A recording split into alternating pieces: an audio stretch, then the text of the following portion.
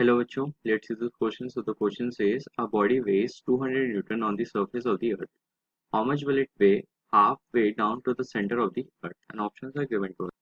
So the key concept of the question is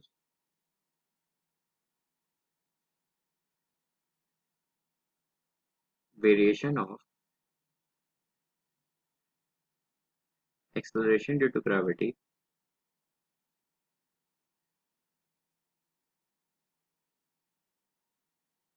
with distance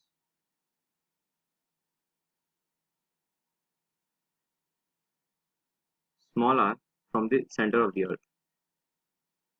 From the center of the earth.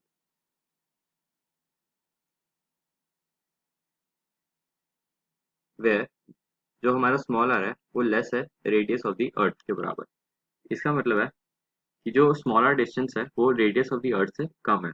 तो इस case में जो हमारी acceleration due to gravity का जी dash का जो फॉर्मूला होता है वो होता है G M upon R cube into small R, मतलब distance from the centre of the earth. हमें बॉडी का वेट दिया है 200 newton at the surface of the earth. तो जो वेट होता है वो बराबर होता है एम जी के. तो जो सेंटर ऑफ द अर्थ पे जो हम जी की वैल्यू लेते हैं वो 10 के बराबर लेते हैं और वेट हमें कितना दिया है 200 न्यूटन. यहाँ से जो हमारी मास की वैल्यू आ रही है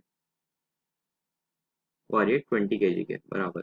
तो अब हमें यहाँ से जी डैश निकालना है. तो G dash at that point हम लिख सकते हैं G M upon R square into R upon capital R के बराबर. इसको रीअरेंज करके लिखेंगे. और जैसे हमें पता है G M upon R square क्या होता है, acceleration due to gravity at the surface of the earth.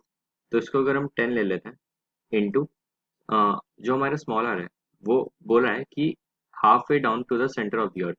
इसका मतलब है जो स्मॉल आर है वो बराबर है रेडियस ऑफ द अर्थ के हाफ के. तो आर बाय 2 लिख सकते हैं इसको अपॉन आर. तो यहाँ से जो हमारी जी डैश की वैल्यू आ रही है वो आ रही है 5 मीटर पर सेकेंड स्क्वायर. तो यहाँ से जो हमारा वेट हो जाएगा, वेट हमारा वेट पूछा है half way down to the centre of the earth. तो डब्ल्यू डैश बराबर हो जाएगा जो मास है वो तो सेम रहेगा इंटू 5.